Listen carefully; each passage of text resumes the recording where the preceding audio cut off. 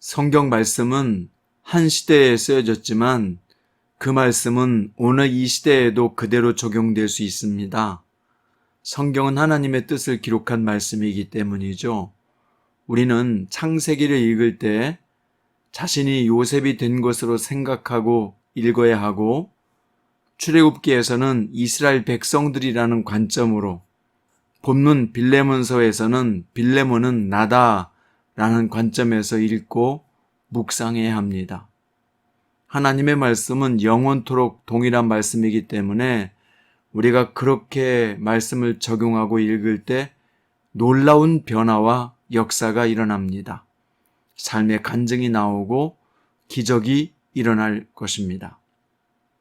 오늘 빌레몬서 1장 15절부터 23절, 그 중에서 17절, 18절, 21절을 읽겠습니다. 그러므로 내가 나를 동역자로 알진대 그를 영접하기를 내게 하듯 하고, 그가 만일 내게 불의를 하였거나 내게 빚진 것이 있으면 그것을 내 앞으로 계산하라. 나는 내가 순종할 것을 확신함으로 내게 썼노니 내가 말한 것보다 더 행할 줄을 아노라. 아멘. 오늘 말씀의 제목은 이 땅의 모든 빌레몬에게입니다. 빌레몬서는 에베소서, 빌립보서, 골로새서와 함께 바울의 옥중 서신으로 불립니다. 사도 바울이 로마의 감옥에서 서신을 썼기 때문인데요. 오늘 빌레몬서는 바울이 당시 골로새 교회의 중요한 인물이었던 빌레몬에게 도망친 종 오네시모를 용서하고 주 안에서 형제로 받아들이도록 부탁하기 위해 쓰여진 개인적인 편지입니다. 당시 법과 관행에 의하면 주인의 돈을 훔쳐 도망친 노예는 사형에 해당하는 엄벌이 가해졌습니다. 하지만 오네시모는 빌레몬에게 도망쳐서 바울을 만났고 예수 그리스도를 영접하고 새 사람이 되었습니다. 그래서 바울은 오네시모의 잘못과 빚을 자신이 책임질 테니 빌레몬에게 죄를 용서하는 선처를 간곡히 요청하는 내용을 빌레몬서에 담았습니다. 빌레몬서는 크게 세 부분으로 나눠지는데, 첫째 부분은 인사말 중심이고, 두 번째 부분은 권면, 세 번째 부분은 맺은 말입니다. 오늘 큐티 본문은 권면과 맺은 말에 관한 부분이에요. 바울은 빌레몬에게 사랑으로서 간청하는데, 재산을 훔쳐 달아난 오네시모는 바울이 낳은 영적 아들이요, 바울이 신뢰하는 신복이 되었다고 말했습니다. 그래서 이제 오네시모가 더 이상 무익한 노예가 아니며 하나님 나라와 복음사에게 유익한 존재가 되었다고 알립니다. 그래서 주인 빌레몬이 오네시모의 죄와 잘못을 용서하고 종이 아닌 사랑받는 형제로 대우해 줄 것과 계속해서 바울을 섬길 수 있도록 허락해달라고 요청합니다. 그러나 그 요청은 강요나 억지가 아니었어요. 빌레몬이 자발적으로 용서해 주길 원했습니다. 그래서 위험부담을 무릅쓰고 오네시모를 돌려보낸다고 바울은 기록했습니다. 심지어 바울은 오네시모가 빚진 그 빚을 자신이 책임지고 대신 갚겠다고 친필로 서명까지 했어요. 그러면서 오네시모를 마치 자신을 영접하듯 영접해달라고 부탁했습니다. 이 바울의 모습은 죄인들의 죄를 대신 가져가시고 의를 선물해 주신 예수님이 떠오르게 합니다. 바울이 이런 요청을 빌레몬에게 하는 것은 그의 순종을 확신했기 때문이었습니다. 바울은 빌레몬의 주님을 사랑한 열정과 헌신을 알기에 순종하고 따라줄 것을 기대한 것입니다. 바울에게 이렇게 신뢰할 수 있는 빌레몬이 있다는 것은 얼마나 큰 힘이었을까요? 자, 이제 바울은 동역자들의 안부를 일일이 전하고 예수 그리스도의 은혜가 함께하길 바란다며 축원하며 마칩니다. 여기 빌레몬서에 나오는 빌레몬은 한 특정인이 아니라 예수를 믿는 모든 그리스도인들을 포함합니다. 따라서 우리는 내가 빌레몬이다 라는 마음으로 본문을 읽고 묵상하면 큰 은혜와 깨달음이 있을 것입니다. 이 빌레몬서는 이 시대를 사는 우리에게 어떤 가르침을 주고 있을까요? 두 가지만 살펴보겠습니다. 첫째, 십자가의 복음은 무익한 자를 유익한 자로 변화시킨다는 것을 보여줍니다. 예수 믿기 전에 오네시모는 도망칠 궁리라 하는 무익한 종이었을 것입니다. 그러나 이제 예수를 영접하고 복음 사역에 헌신하는 바울의 동역자가 되어 주었습니다. 이처럼 예수님의 십자가의 복음은 쓸모없는 사람조차 유익한 자로 바꿔놓는 능력입니다. 우리가 잘 아는 중세 신학자 오거스틴도 한때는 방탕한 사람이었으나 어머니 모니카의 눈물의 기도를 통해 예수님을 영접하고 가장 위대한 신학자요 저술가로서 영향력 있는 사람으로 변화되었습니다. 또 우리나라 초대교회 지도자 중에 한 사람인 김익두 목사도 무익한 자에게서 유익한 자로 변화된 사람인데요.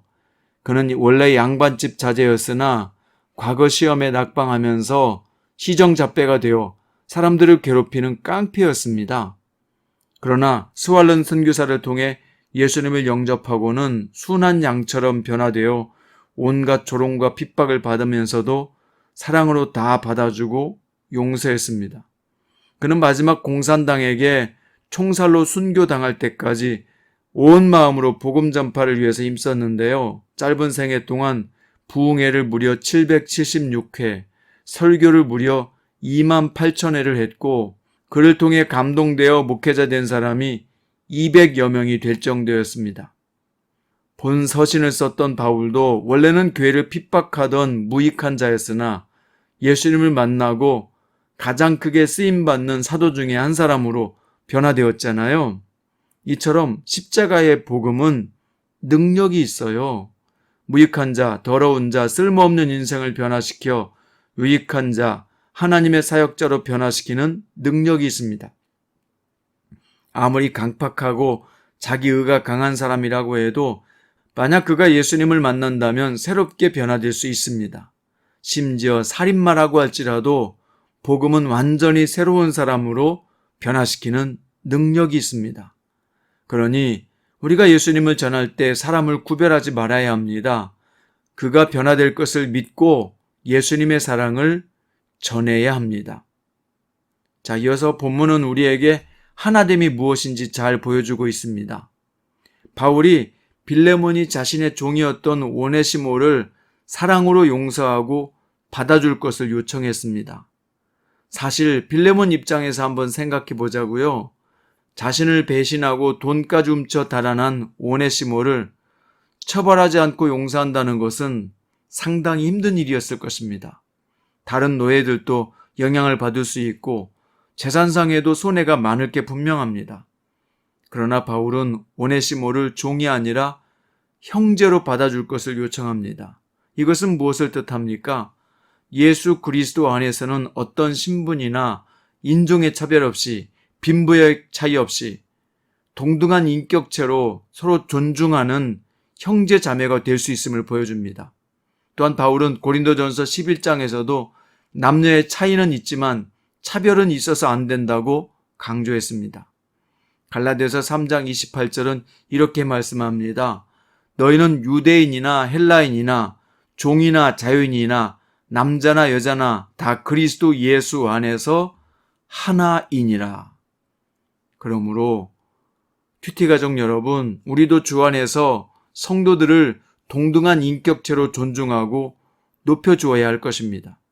친하다고 또는 어리다고 막말을 하거나 무례하게 행동하지 말고 예의를 지켜주어야 관계도 오래가고 사역도 오래도록 잘할 수 있습니다. 바로 이런 것이 서로에 대한 존중이죠. 우리는 예수 그리스도 안에서 만난 형제요 자매된 사람들입니다. 성도가 하나 될 때 교회 공동체는 강력한 힘이 나옵니다. 사탄은 이것을 알고 공동체의 하나됨을 파괴하고 깨트리는 일을 어떻게든 진행시키고자 합니다.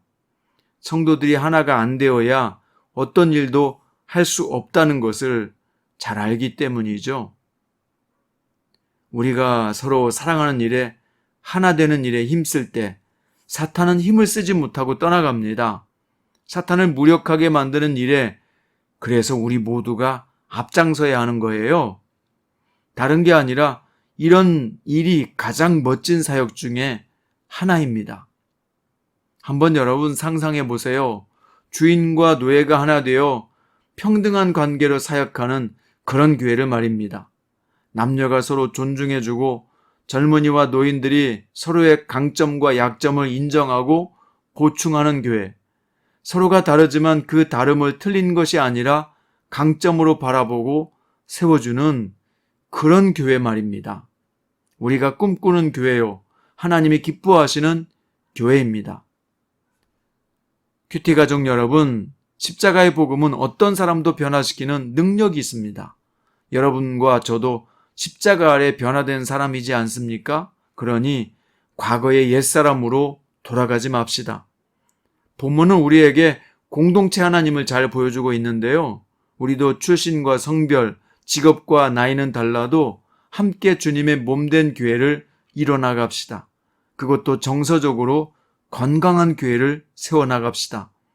그럴 때 주님은 우리를 통해 다음 세대와 가정을 세우는 교회로 사용하실 줄로 믿습니다. 이 귀하고 멋진 사역에 동참하는 성도님들 되시길 바랍니다. 각자 자신이 있는 위치에서 말이죠. 오늘도 바울의 권면을 잘 듣고 삶에 적용하여 하나님의 기적을 이루는 빌레몬과 같은 성도들이 되시기를 주님의 이름으로 축원드립니다. 기도드리겠습니다. 주 예수님, 오늘 바울의 권면을 나를 위한 말씀으로 들었습니다. 그래서 무익한 나를 복종시켜 하나님 나라에 유익한 사람으로 세우도록 성령께서 인도하여 주옵소서. 공동체 하나 되는 일에 자원하여 이 시대 복음의 등불을 크게 비추는 교회와 가정을 세우는 일에 헌신하기 원합니다. 주여 우리를 사용하시고 그 길로 인도해 주옵소서. 오늘 또 살아계신 예수 그리스도의 이름으로 간절히 기도드립니다.